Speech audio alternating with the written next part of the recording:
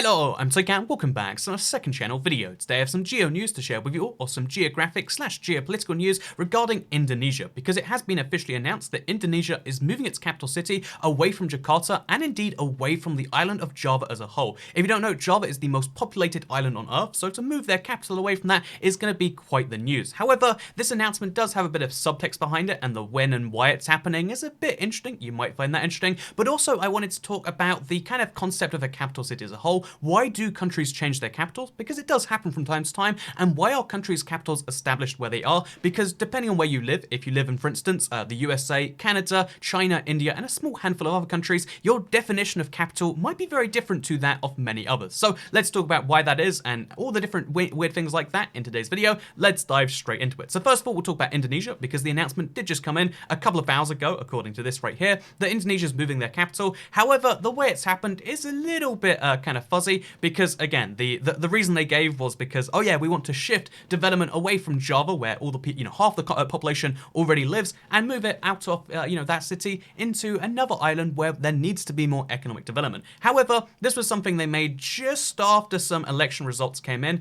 or they haven't really come in yet, but they've sort of, and a big part of that election was to say, hey, yeah, everyone else in Indonesia, even if you don't live on Java, we care about your whole bunch. And you might say, well, I mean, that's just him following up on his promises, right? However, the decision is going to take, around 10 years or so, and, it's not like truly done yet. It's been chosen to relocate. It hasn't moved its capital. It plans to move its capital, if you look very carefully there. Basically, yeah, this news is, it seems like it's a big deal, like they're changing the capital, but the fact that we haven't even received a proper announcement as to where its capital is changing to is something that is worth mentioning. Like, here are a bunch of possible capital cities. Like, it could move up onto Sumatra and be Palembang. We could be on the island of Borneo. That's one that makes sense geographically speaking. Indonesia is made up of over 1,000 islands, so trying to work out exactly where to put the capital is something that's a big decision. So the decision just to move it isn't really saying anything. It's just saying, hey, those capital guys that you all hate, yeah, we're gonna show them by moving the capital away from them. So yeah, it's something you see in a lot of countries where the capital is the biggest city, the most populated city, and therefore it's very easy to,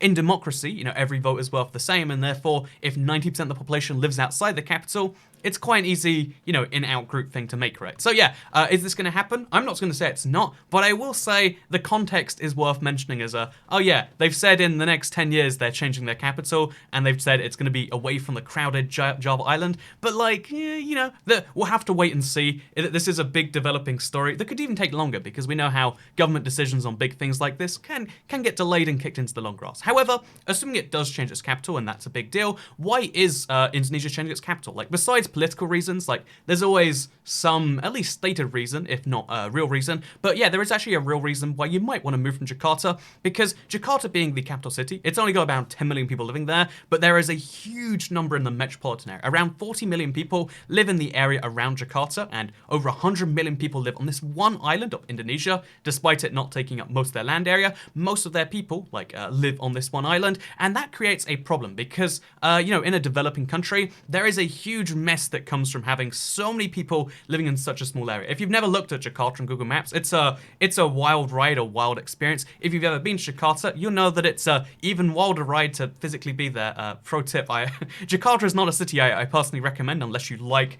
hassle and hecticness and crazy stuff all over the place. But yeah, so Jakarta, interestingly enough, I mentioned before, it used to be the only city without a metro. It now has a metro line. However, there's a big problem, because it's well known for its pollution, right? It's well known for being a city where you just don't get around. There's like a 3-hour rush hour period both times of the evening, where evening and morning I should say, where like you don't really get around. So they finally launched a metro. It was previously the biggest city without one. They even made it free for the first 2 weeks as a little bit of a test, and despite that, people still have issues with actually using it. Like, most people still use their cars. Even when they made it free, you still can't get people onto the metro and out of the busy streets, which again, just a state, like, go in, because we love some Google Maps on this channel. You might be able to work out, even though you've got like multiple 5-lane wide roads, and even though bikes don't use up most of those 5 lanes, and That's 5 lanes plus the bus lane, which is like a separate kind of metro-style transit. You can see how this is how busy it'll get in a good hour. Like in a bad hour, it's just all gridlocked. It's a problem getting around this city. Again, I can attest to this one personally. It's an absolute nightmare to try and get around Jakarta in a good hour, let alone a bad hour. So having your political center be there does actually have some issues, not just in terms of, like, oh yeah, well, politically it's hard to get around, do stuff, but all of the politicians, who are generally the elite in a country, right? Because, I mean, they have the power. Like, they literally are elite by definition of that word, generally don't like to be somewhere where it's terrible. And again, usually, therefore, the capital improves. But in the case of Jakarta, it's just grown too fast to be able to properly improve. The city is sinking. The city has transit issues. The city has a whole host of other issues. You know, there's many nice things to say about it, but it's a city filled with issues, basically. And that is one of the reasons why there is also maybe a political will to move it, and also maybe a political reason. Because if you had your capital in, say, Borneo, which again, most of the likely candidates are there because they also want to strengthen their claim because there's a big issue with, you know, free countries share one island, you can imagine there are issues there. So yeah, basically the interesting thing about, moving the capital here is you could be more central to the rest of the country. Obviously, being an island nation makes that a bit weirder because you still have to fly or take boats or anything like that. But yeah, long story short, moving the capital can make sense here because they could be more central and also have a way less busy city and actually, you know, foster the growth there, because to some extent you could argue Jakarta doesn't need more growth. 40 million people in a metro area is already plenty, right? Like that's a good number. We can step down from that. Whereas, like any of these cities, Balik, Papan, they could do with the growth that a capital city would bring. Because obviously, when all the politicians are going somewhere and all the related infrastructure, that strengthens a city. Moving a capital is it's one of the big draws to a city. Like Jakarta has the airport hub, it has some amount of tourism, it has some amount of, it's the central business place. And then as well as being the political center, it's a problem when a city is growing too fast. And the easiest one to pull back is political thing, because, the easiest thing for politics to do is move politics. Politics can move the airport hub, politics can move the business hub, but the easiest thing politics to move is itself. That makes sense, I think. So let's talk about other cities moving, because Jakarta's like way off on the long grass. Like, will it change? I would say 50-50, but let's assume that does change. Why do other countries change their capitals? And the long story short is meant to be the same reason. Again, a lot of countries are like, well, let's have our political center be different to our other centers. Let's try and have multiple centers. And with countries like the USA and Canada, for instance, who are two of the most famous examples, that makes a lot of sense, right? I mean, even though right now Ottawa and Washington, D.C. are not centered across the country, at the time, they were kind of centered amongst the states. And yeah, it's a big thing there. Whereas if you look at, for instance, Australia, it's the same thing where like nowadays it's not actually centered. But at the time, there was Sydney, which was at one point the capital. There was Melbourne, which is kind of the challenger capital. And then instead of like picking between the two, you split it down the middle, you slice that baby in half, and you make a city in the middle, Canberra. So yeah, just to actually show you an interesting map right here. Here is a map of all the countries in the world. Countries in red are countries where their largest city is not their capital. Yeah, I got that one right. So their largest city and their capital are two separate cities. And you'll notice how, the larger countries, especially the very, very, very big countries, the USA, China, Canada, and yeah, so those three countries are three of the four biggest in the world. Obviously, Russia's the fourth, but separate thing. Those three of the four biggest countries in the world all have their capitals not being their largest city. And given that this is a minority thing, you can start to see the trend. Oh yeah, Australia, one of the least densely populated countries in the world, same thing. When you have a huge population, even if it's not a huge population number, but it's huge population distribution, you need to represent everyone. Like, why would someone in, for instance, to pick an example here, why would someone in, like Perth feel represented by someone in Canberra? The geographic distribution isn't really there. Same with like, if the capital of the United States was still New York, the distance from, LA, the distance from Sacramento, the distance from all of these big cities would be even further, and that helps to foster a feeling of why are we the same country? Because one of the first and primary goals of any country on a geopolitical level is to keep yourself together. If you can't keep yourself together, how are you going to do anything to the world, If the world can divide you like that, then you'll probably divide at some point, which is why the capital of Canada is right between the historic two big provinces, and to this day, they're still the biggest in terms of population and in terms of representation. But yeah, right between the two, you've got Ottawa, which is bilingual technically. They speak French like in Quebec, and they speak English like in Ontario. And yeah, that's crazy. That's like a compromise. Again, issues with how the old compromises work in the modern day world, but you can see why they were made. So yeah, most countries, as I just showed, do not have their largest city being their capital. The list goes on and on and on. But the only reason is not just this whole like political slash, this political kind of move it away reason. There's also just the logic of, okay, we have a big country, let's try and centrally locate it. So Brazil, for example, they moved their capital over to Brasilia, and this was to try and foster the growth of the because most big countries, when you have such a huge landmass, most of it's undeveloped, most of it's unusable. The reason you could take it is because no one else wanted it. So once you've stabilized it, you've made it yours. The question then is, how do you develop this? Brazil is not very developed on the interior, so move your capital there. Again, what's the easiest thing to develop?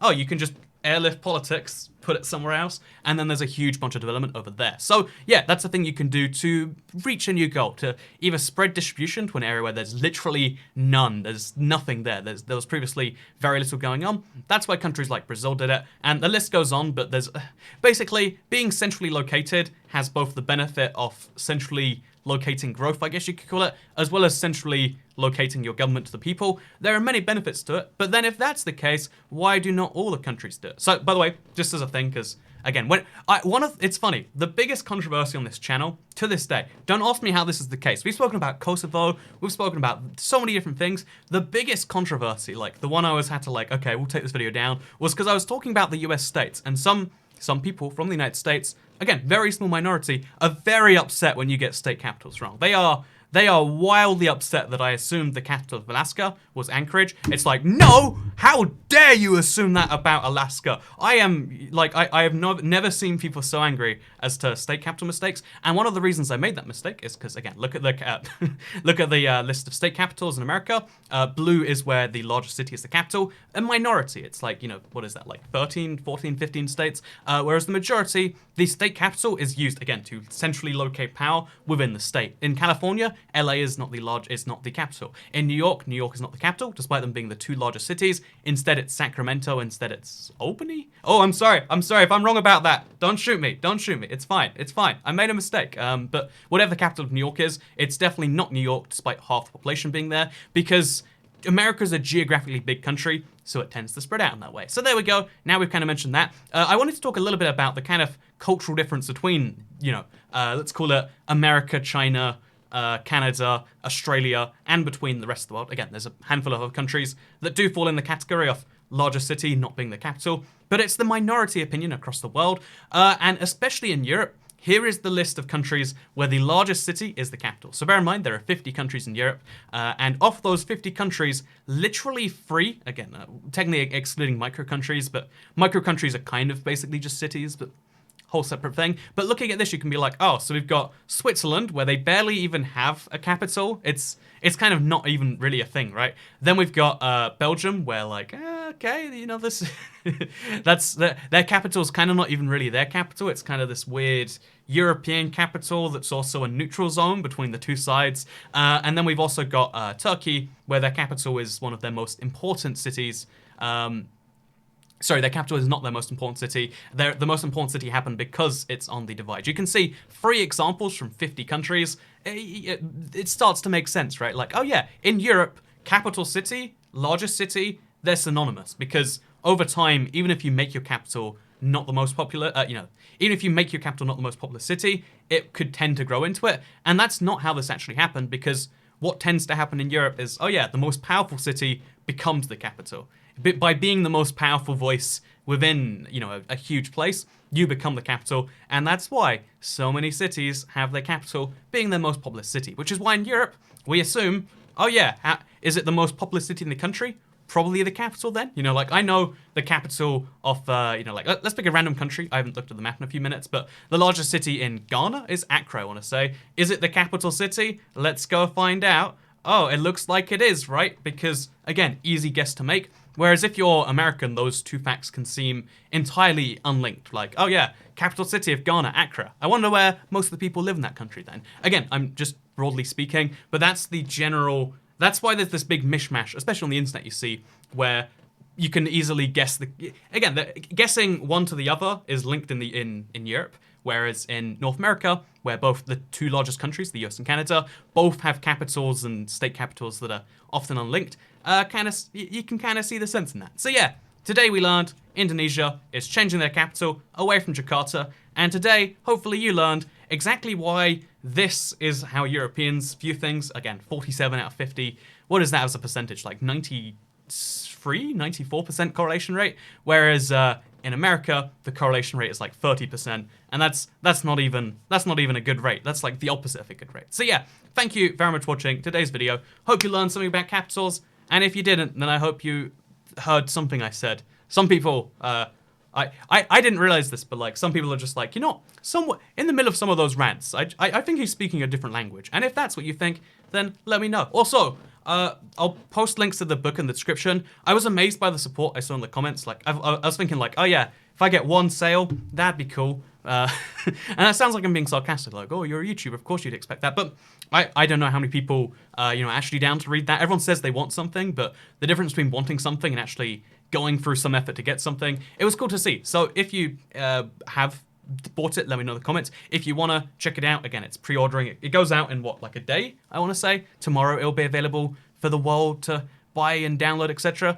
So yeah, check the link in the description. And even if you don't want to buy the ebook, don't want to learn about traveling for cheap around the world, because people have asked me for so long, like, how do you travel to so many countries? How have you been to Jakarta, etc., etc. And the answer is just like, well, I always book cheap tickets, but how do you book cheap tickets? That's what the book's for. But in case that's not your thing, you can click the link. If you buy anything on Amazon, after clicking that link, like, click the link, then buy anything through it, again, I think it's 4.5% a little commission from Amazon. That'd be cool, but you don't have to do it. It's just an idea if you want to support the channel. But if you don't, as always, I don't. Second channel. Don't care. Goodbye.